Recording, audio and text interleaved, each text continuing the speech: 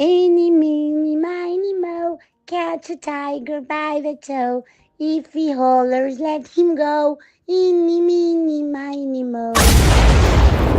Not some, not half, all of them. Now, bring them all, achieve peace. Hello, everyone, and welcome to today's episode of our special series with the Hostage Families Forum, filmed and recorded in Israel. We are today marking day 688 of the Gaza war. My name is Tal Schneider, and I'm the political and diplomatic correspondent for the Times of Israel. Each week, this podcast is produced in collaboration with the Hostage Families Forum, an organization created by the families of those abducted to Gaza during the Hamas attack on Israel on October 7th, 2023. We urge you as global citizens to raise your voices and share this episode. Keep the hostage visible, keep their stories alive, talk to your colleagues. You can join rallies, you can post on social media, you can even send some new ideas to the forum. You can go into the forum web page and think of what else can be done. Every single action matters. And also, if you would like to support the Hostage Families Forum, you can scan the barcode in the show notes or to visit the official donation page and help them fund their global advocacy efforts. So this is the barcode, and we will show it again at the end of the show. And you can you can help the families bring their loved one home. So we are honored today to have with us Idit Ohel, the mother of 24-year-old Alon Ohel, who was kidnapped from the Nova Music Festival on October 7th and has been held since in Gaza. And Alon, he was actually abducted from a shelter, a concrete shelter on the main road leading to the festival. Alon is a gifted pianist. He is a young man full of life, dreams, and passions. He is, fan of music and sports and fine food, and his journey was brutally interrupted when he was dragged into captivity. Since then, his family has been fighting not only for Alon's freedom, but also to keep his spirit alive and for the rest of the 50 hostages that are being held in Gaza. So, Idit, I want to thank you for joining us today. This is a midday in Eastern time, and it's evening here in Israel. And thank you for being with us. So I think Idit is muted. Maybe you can unmute her, or she can unmute herself. Yeah, I'm fine. I think it's... Hello, Idit. We didn't hear you until now, so thank you for being with us. Thank you. Thank you. Let's begin with some news or, developing events. In recent days, both the Israeli government and Hamas seems unwilling to move forward with negotiation. How does this affect you and the hostage families emotionally? Well, I must say that it's not easy to be in this situation for the past 22 months, where I know that my son is alive, and I also know that he's been, we can say, the way he's been held is very harsh and hard. He's been is wounded, and also he's sadly in a tunnel 40 meters under the ground, malnourished, doesn't get a lot to eat. It's hard. It's hard knowing that, and the fact that he's still there and he's not home. And the fact is that I have not heard of my son, seen him, talked to him, or even got some information about him for those 22 months, which is it's too much, and it's very hard for us. I think every day is is, that they're, coping every day knowing this is unbearable sometimes. It gives you, it's very hard to think about anything but my son. Trying to save him and doing everything that I can to make sure that he comes home and that he has a home to come to. So I think that what's going on now is just part of it. I see it as a psychological terror every day, hearing the news, not knowing what will happen, not knowing if there will be a deal, if my son is part of it, if my son is okay. And, so continuing life is not easy. But we're doing everything we can. And I have a lot of faith and hope. And that's what keeps me going. Knowing that he's alive, knowing that he's coming home alive. That makes me, hopeful in doing what I've been doing for the past months, a year, and almost 2 years now. So we've heard a message from the terrorist organization about a week ago that they are willing to go ahead with some arrangement, but Israel's government was not, was not saying what's going on. Are we accepting that, or they're talking about, a further escalation of the operation? What do you know anything about what's going on with the Israeli decision to answer to the Hamas? No, I have no idea. I'm just Alon's mother. I have no idea what they're thinking and what they're going to do about that, what answer they're going to have. I have no idea. I'm not a political strategist. I'm not a military whatever. I'm just a mother. I was waiting for her son so many days. I'm counting. I know Alon is counting the minutes. I'm counting every minute that he is not here. Alon was taken, as you said, from the Nova Festival. He was at a bomb shelter, concrete bomb shelter in Re'im, where he was there with 27 other persons. Probably around the same age as him. He was kidnapped at the age of 22. There were different people there trying to survive.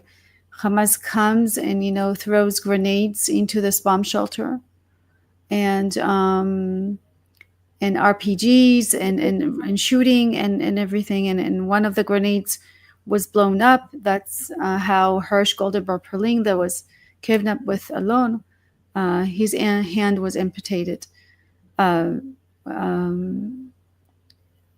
So he had a lot going on just before he was kidnapped, going through this. And through this, he was injured, Alon. He has sharp nails all over his body. He has a sharp nail in his eye. He's blinded in one eye. That's what we know from hostages that returned that were with him. And he just wanted to have fun. It was like a month before the kidnapping. He came back home from traveling all over Asia, seeing the world and meeting people and tasting food and just being as a kid or like an adult trying to live his life. So that is difficult to go from one place, of being freed and traveling and just and being kidnapped. Alon, yeah.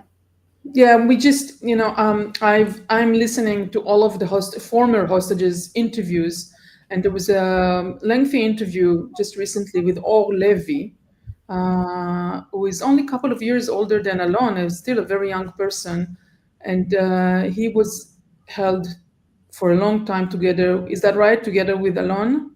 Yeah, he was kidnapped with Alon. They were at the same bomb shelter where they were kidnapped together. Him and also Elia Cohen, and yeah, And and they they were were held together with Mhm. Eli Sharabi. Is that correct? Yes. And the three of them were out this on 2025 February or March, I think. Hmm. And all specifically, Or gave a lengthy interview, and he said Alon is being held chained, injured, malnourished, and as you mentioned, with a severe condition in his eyes from sharpnels, lost probably the eyesight in one eye, and the other one is deteriorating. How did you get all of these details, and how are you coping with that information? Well, and the hostages that were with Alon, as you said, Ali Sharabi, or Levi, and Elia Cohen, when they came home, I think on that, like, 24 hours after Ali Sharabi came home, it was on the 8th of February, Alon's sister's birthday. And he called us that day, wishing her happy birthday, and telling us how he is very connected with Alon. And the next day, we got information about Alon's captivity and how harsh it was, and that he was chained. He was chained to Ali Sharabi for a year. I'll say that again. He was chained to Ali Sharabi with the legs. They were chained In the together. legs, in the legs, right? In the legs. They were chained in the hands also, but in the legs, they were chained together for a Each other. whole year, for each other, for a whole They year. Not just they had with any other chain. It was like a motorcycle chain. Okay. And when they started to, they were malnourished, they didn't get any food. They got probably like one pita bread a day for the four of them. You have to understand that for months and months and months. And when they were just, so they lost a lot of weight and muscle. So they would take the chains and they would, like make it smaller. narrated. Narrow Put more it. pressure. Yeah. That's how harsh it was. There's so many terrible things about So what's going on. they were forced to sleep together. They were forced to go to release themselves together. They were forced to do everything together because they were chained to each other for a whole year. Yeah, I don't know about the bathroom issue. Maybe they opened it and let them in. I don't know exactly, but yeah. So think about like when you sleep and when you want to move and we want to walk or whatever. They were chained to each other for so many months, for a year, more than a year. So it's Alone now is obviously alone. He is because all the three others were released and brought home, and Alone for the past almost 8 months since February is alone. It's being He's held alone at together. home, alone at Alone in the is alone. tunnels. Alone is alone. Yes, he is. That's horrible.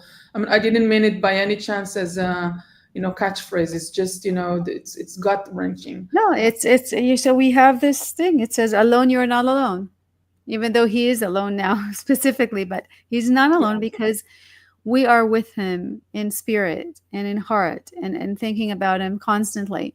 Not just me as a mother. What you see now is the pianos. There's pianos like this, the yellow piano, because Alon is the pianist. He's been playing from the age of 9. It was very, like, music is a very big part of Alon. So we made these different, like a lot of yellow pianos all over the world and in Israel. There's like 40 pianos now, or 43. There are some in the States, there's Canada in the States, and in Europe, in different places. And the point of this is you are not alone. It's like Alone, you're not alone. It is like talking about giving.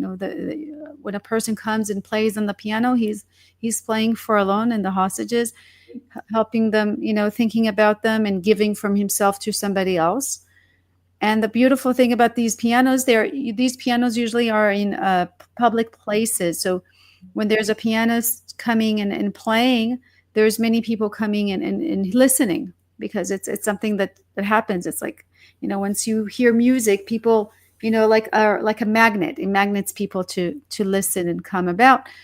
So what's wonderful about these pianos is that people come from, and they like stand around the piano, and then you have unity, because there's so many people from different, from the different places, from different ethnic groups, religious, non-religious, women, men, and they're together for one reason only. And all types of music that bring people together. Yeah, it brings people together, and the unity is of the fact that when you are together for one reason only, for the hostages. So even if you have like different ideas and different backgrounds, and sometimes you think different about what should happen about the hostages and wanting them to return, that's a given. That's something that everybody has connection and Idit, the same. From testimonies of people who came out and who were held with Alon, we heard that the music also plays a major role in his captivity, meaning he's being able to recite to himself some tunes while he's being held captive, maybe recite, the tunes with his hands and with his, beat, and it helps him focus and maybe feel the music in his blood, I hope. Can you tell us about that? Sure. So, I was not surprised when they told me that Alon is playing on himself like this. It's like playing the piano. He does that to make sure that his hands are right, like playing on the piano. He's like using his hands all the time and humming songs. They don't really let them sing there, but he does hum songs. So he's been doing that in his head and vocally to continue, and it helps him, be centered. I think. I do believe that the music is like praying in some way. Actually, in the Jewish, in the Torah, in the Jewish, they talk about the fact that the music, like singing, right, and praying is the same. It's numerologically the same number. It's 513, which means that when you sing or you praise, the same thing. And what's wonderful, when you think about it, when somebody has like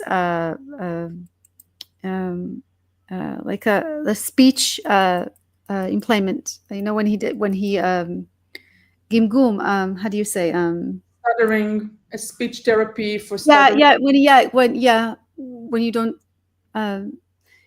fluently speak. Okay, when those people, when they start to sing, okay, they do not have that impairment. They sing fluently, because singing, it doesn't go through the right, the brain. Right. It goes through your heart, and it's different. It's like it's different.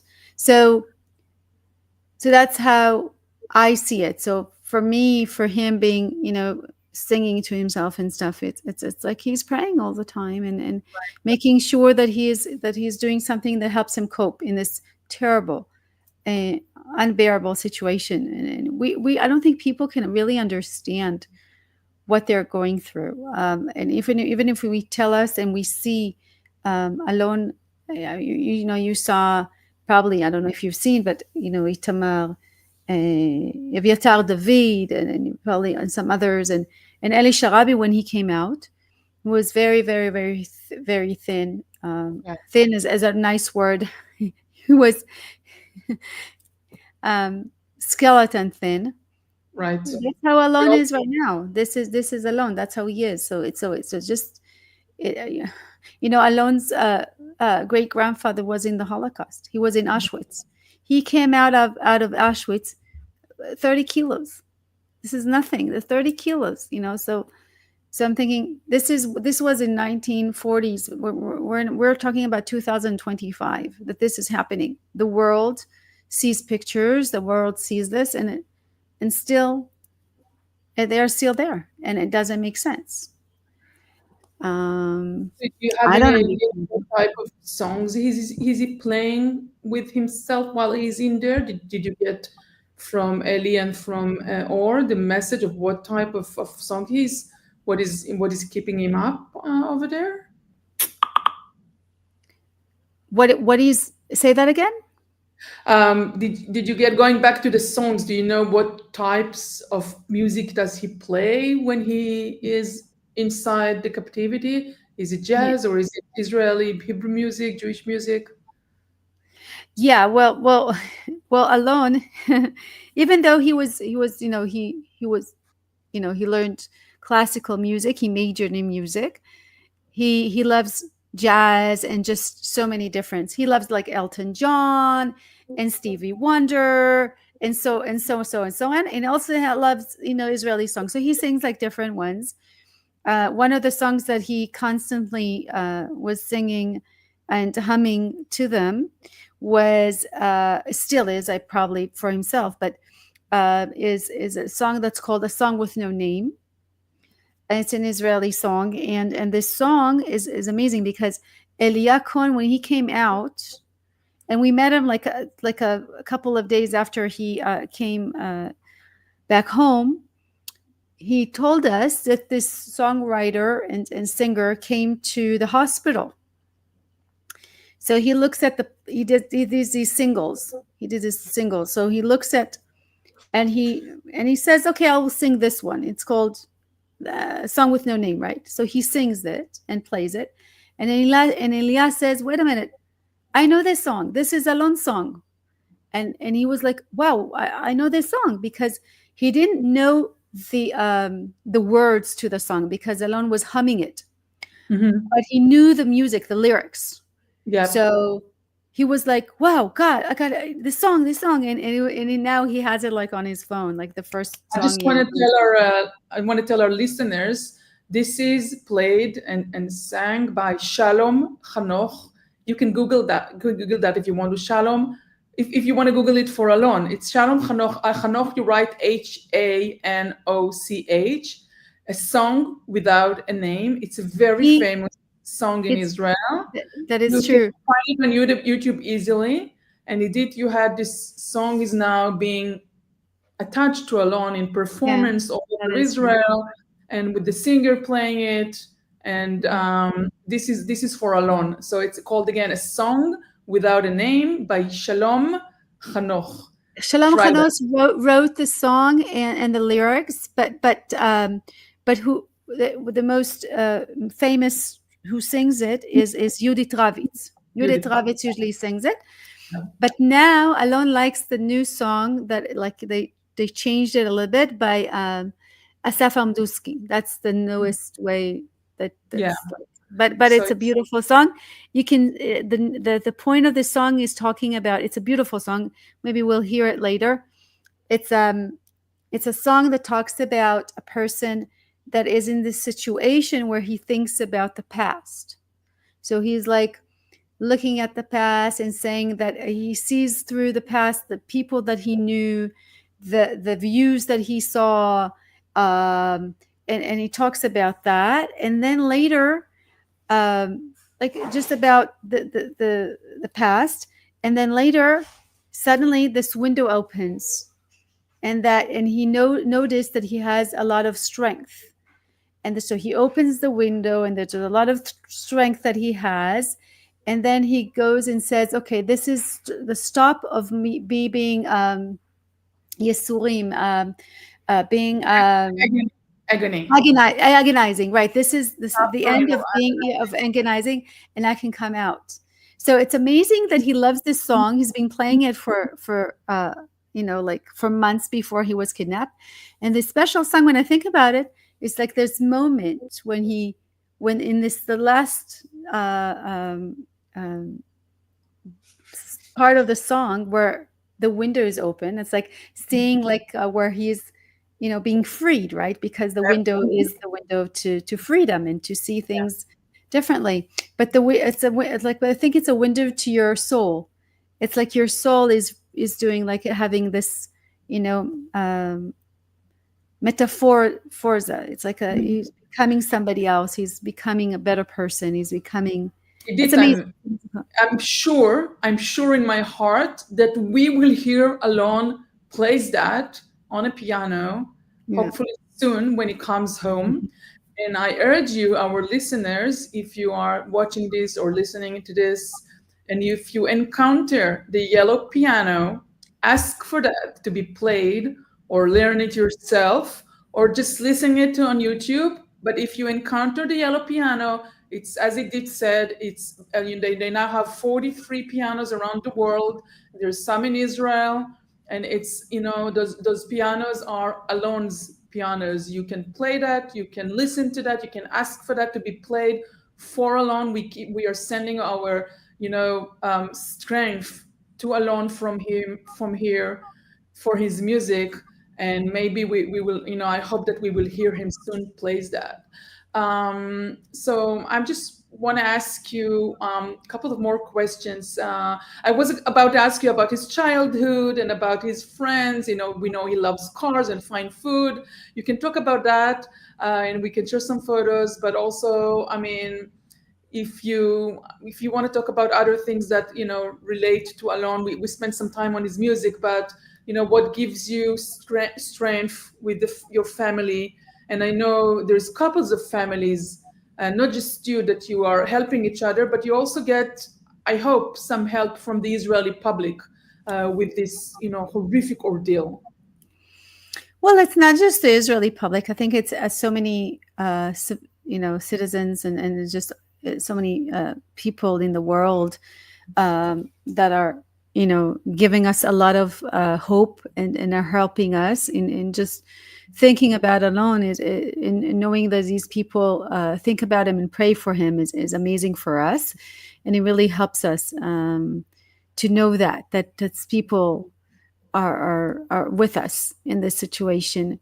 Alon has a brother, two siblings. A brother, he's 21, and a sister, she's 15. And this picture, there were 13 and 19.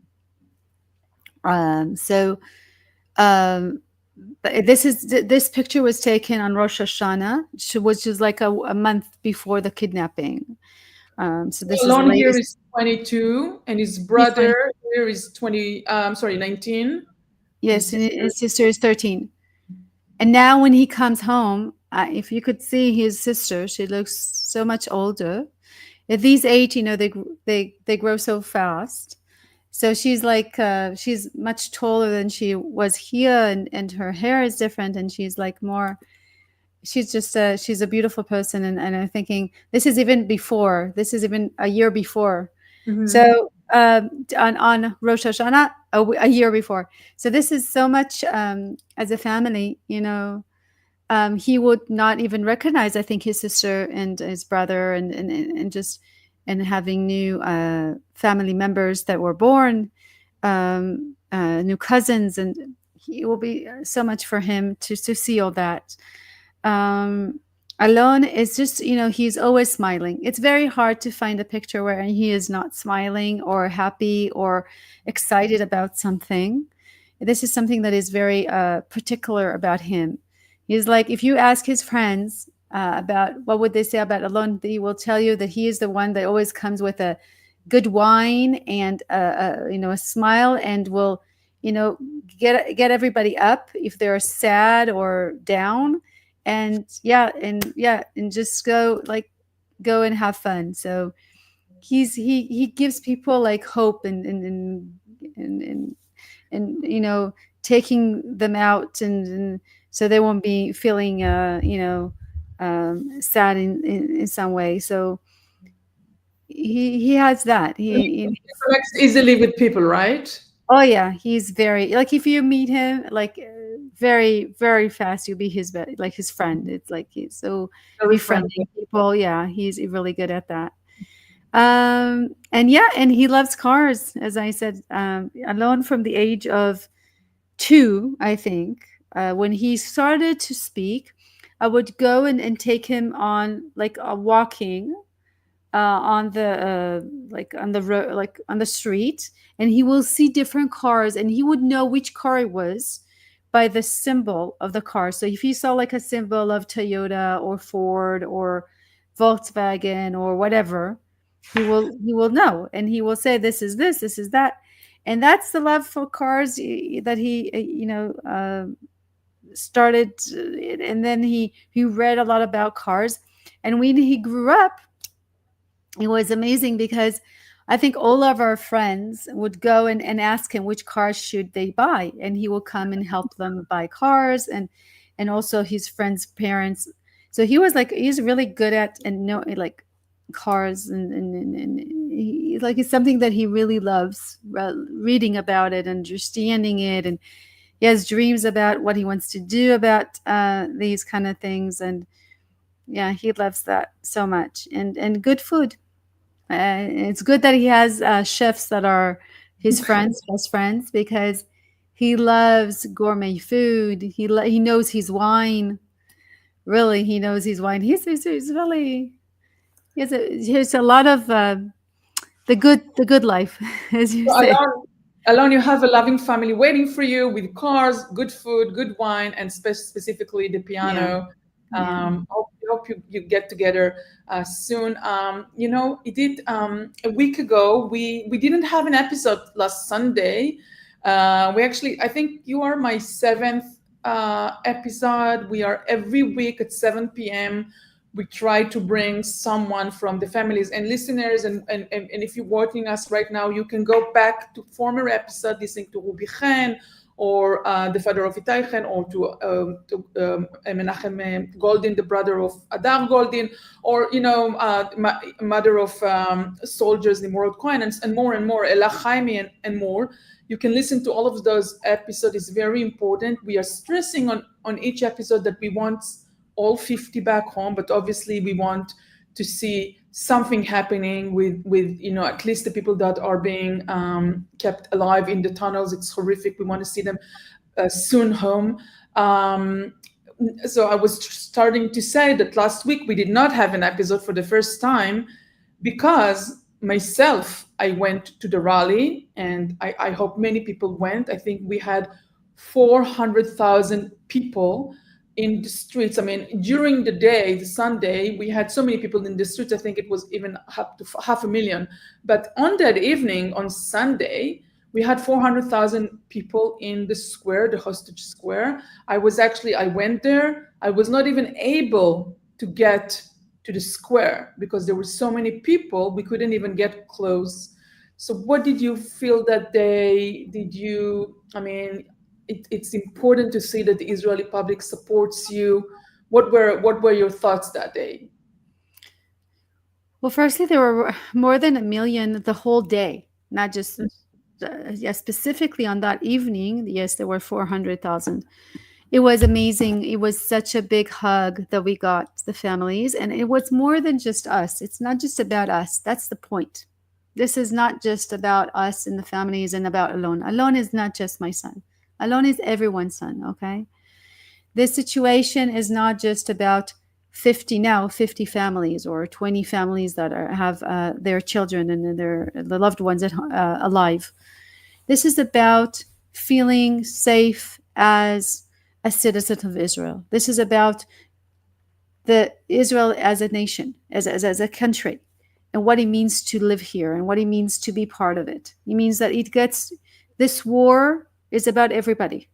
It's about the fact that we need to feel safe in our country, and that we need to bring the hostages home, so we will know that whatever happens, the government will always be with us and the country as a citizen. And it was wonderful to see everybody, because people want their lives back.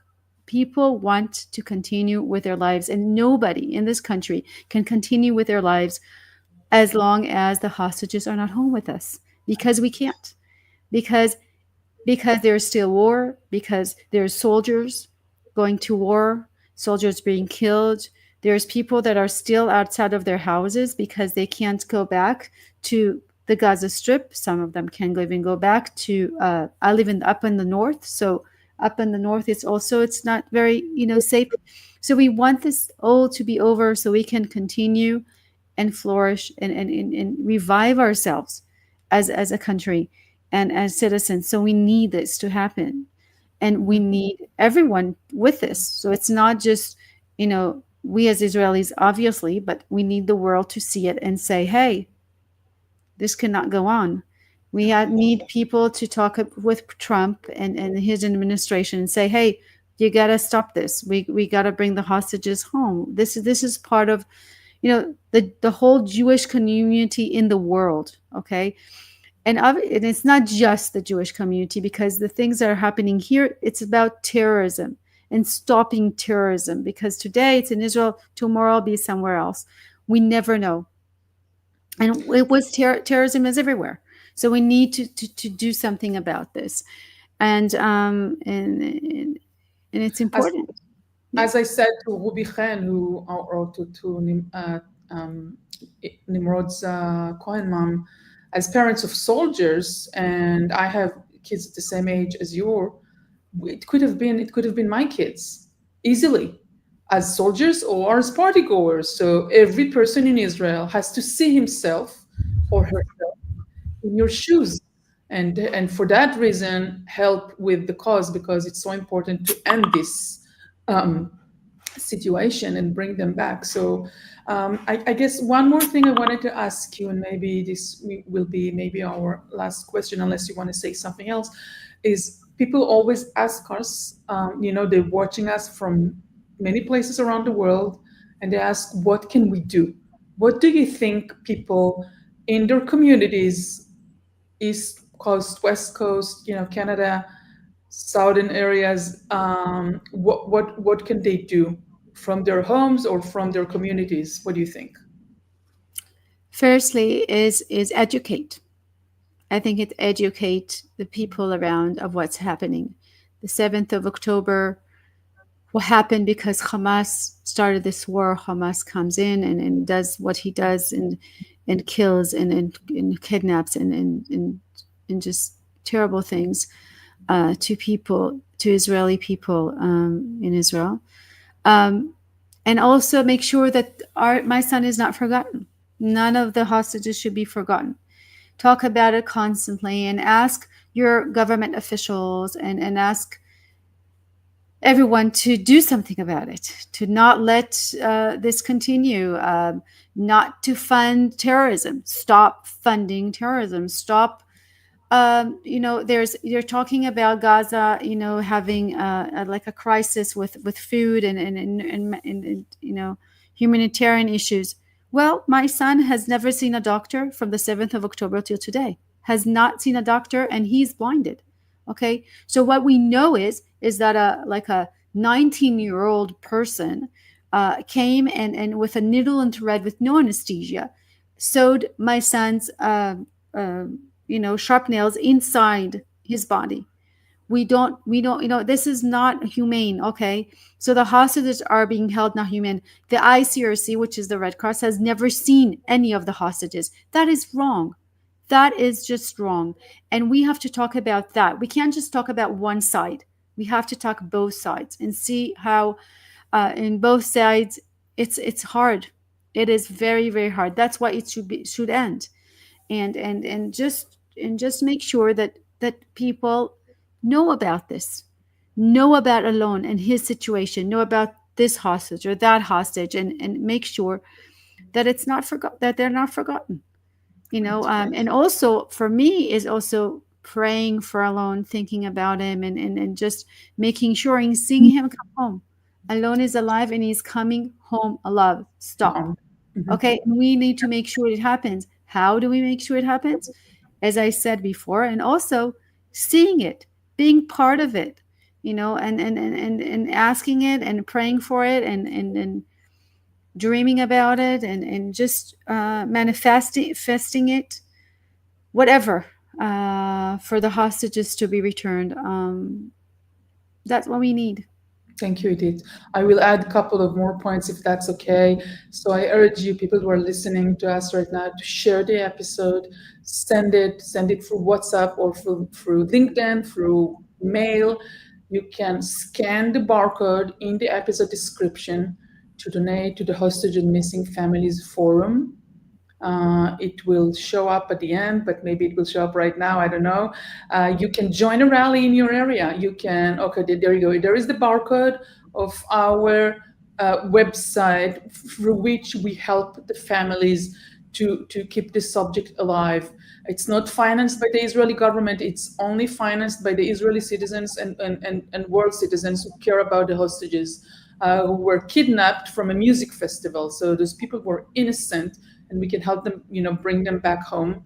And you can join a rally in your area. You can visit a website called Run for Their Lives. It's a website for events for the hostages. Find an event near you and go. It usually takes place on Sundays.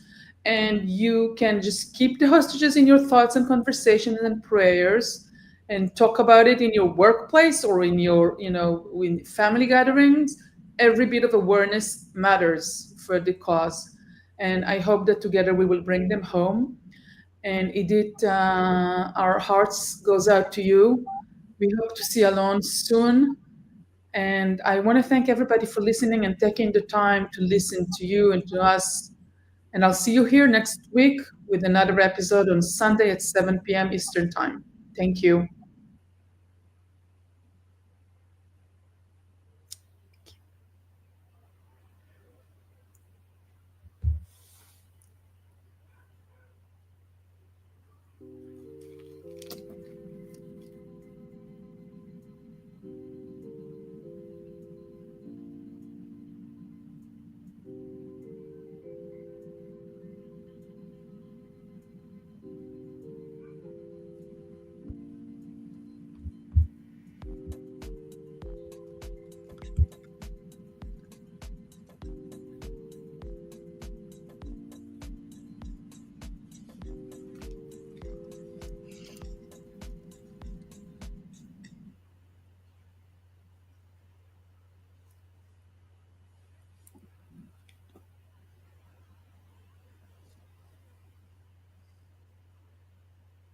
Thank you, everybody.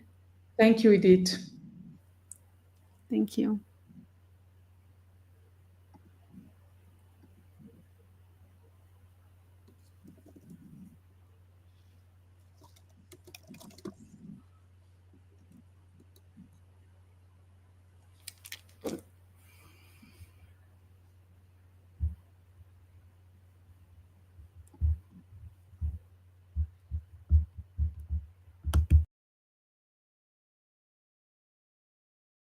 Any